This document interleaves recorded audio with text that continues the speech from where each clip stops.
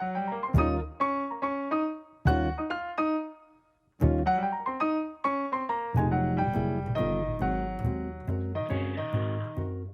so excited to have you back to the Light Your Fire Beyond Burnout campaign.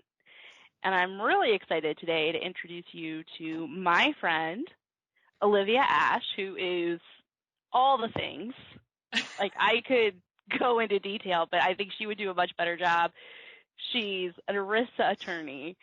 She studies psychology. She publishes studies. She's a ballroom dancer. She's an athlete. Like, you don't have time to listen to all of the accolades because there are many. But what we're going to talk about today is empathy and performance management. So that nexus where empathy meets that underperformer. Because we all know with COVID, lots of people have things going on that have nothing to do with the workplace, and those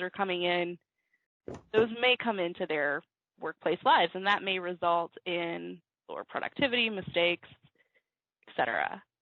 Olivia, how are you? I'm well, thank you. How are you?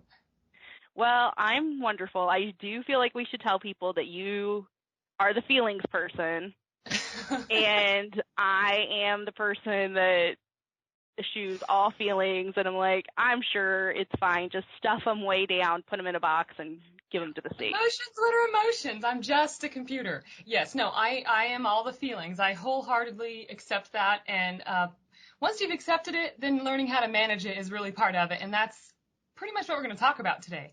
So thank you for the introduction as well.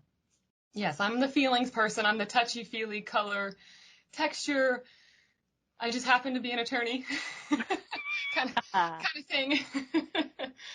Life takes us in different places. But to Brooke's point, real quick introduction. So yes, my name's Olivia Ash, and most people call me Liv.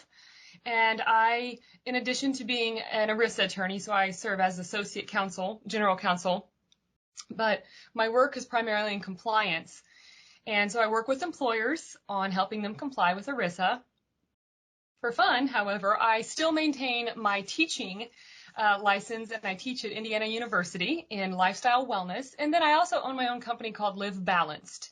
And that is really a culmination of my research, my interests, my teaching. And it's there to just say, look, life is hard, but we can maintain balance.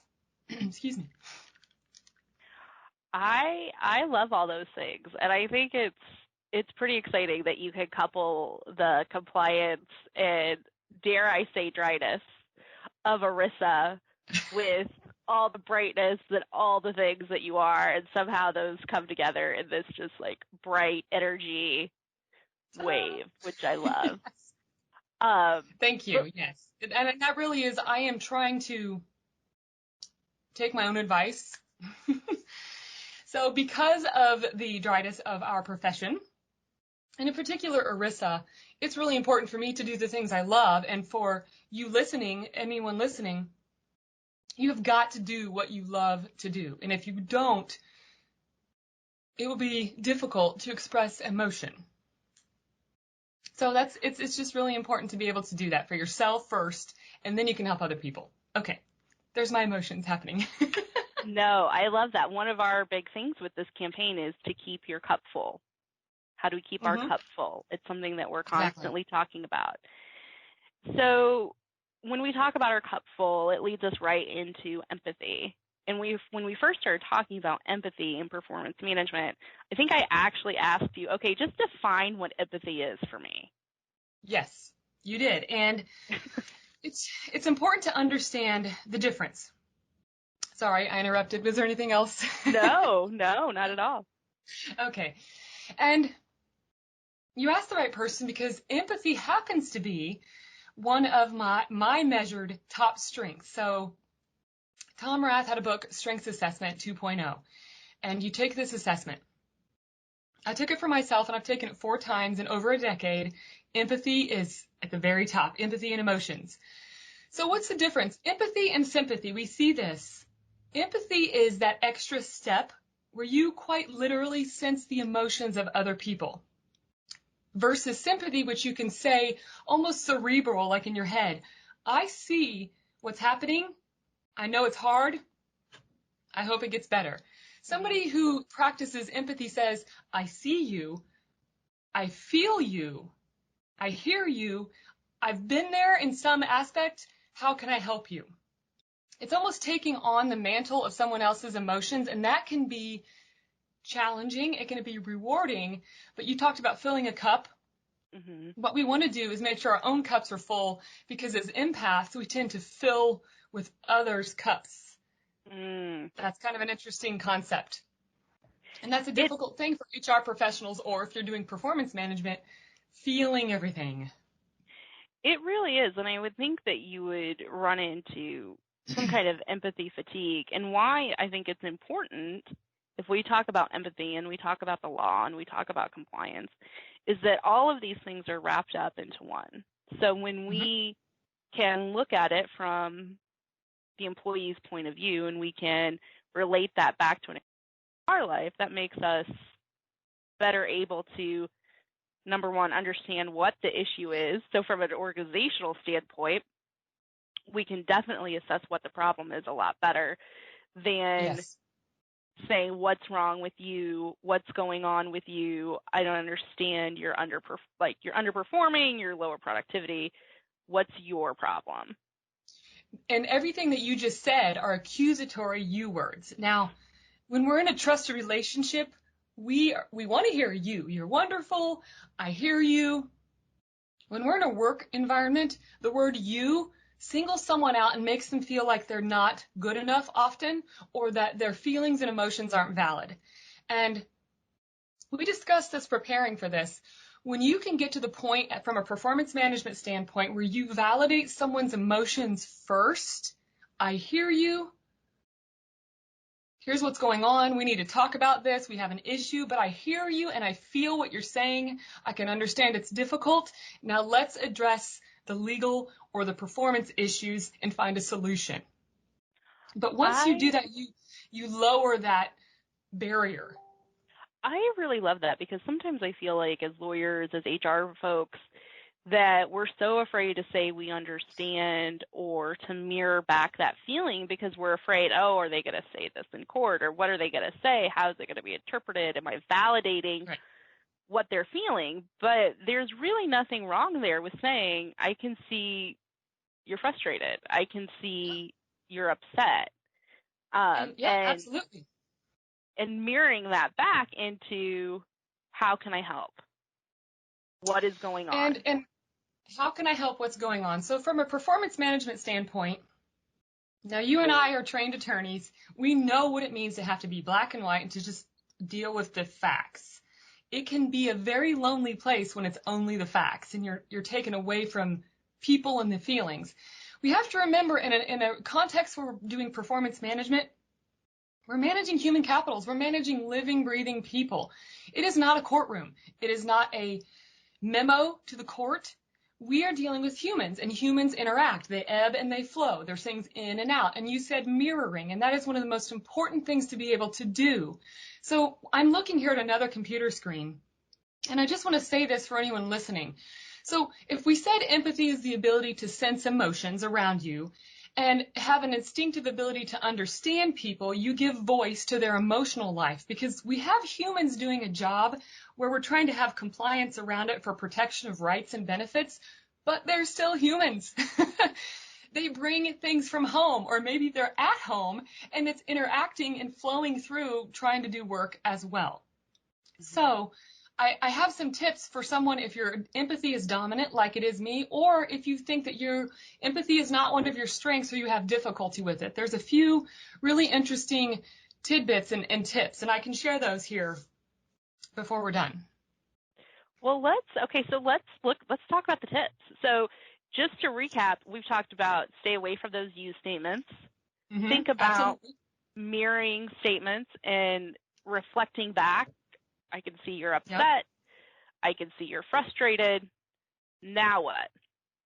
Okay, so first off, and I did this, I had a group of individuals where I was a supervisor for 20 account managers across the country, and I gave them this strength assessment. When I'm doing a performance review, I'm setting the stage. So I'm setting the stage, meaning I'm helping them understand what to expect from this performance time together. Because in my personal book, no one should be surprised by the time a performance issue comes around. Because as someone who's in charge or having the discussions, you've written it down and you've helped someone understand. Now, if it's a case where it is a surprise to someone, then you got to prepare them by setting the stage. This is what we're going to talk about. I acknowledge your feelings. I want to hear what you have to say. Let's find a solution together. And not once did I say the word you in that statement. And it's really a matter of I now have space, and I've given you space to be yourself, to tell me how it's going so we can find a solution if that's what you want to do. And then you give them the power to say yes or no and direct their own path, so to speak. I love that, because when we talk about putting the human back in HR, I know for me sometimes it can be hard. Yeah. However, it's so important for employees not to feel blindsided. Because when that's one of the biggest issues with compliance that we see. Yes. And so that is when you see those escalation of emotions, you see escalation of agency complaints, of litigation, and then it's a lot harder to diffuse once that employee has been there with those highly escalated emotions. And before I get into a couple tips, I want to just take a step back from an emotional perspective. Mm-hmm. What you said was good. So one of the things that I taught was biology. And emotions are our mental responses to life's events.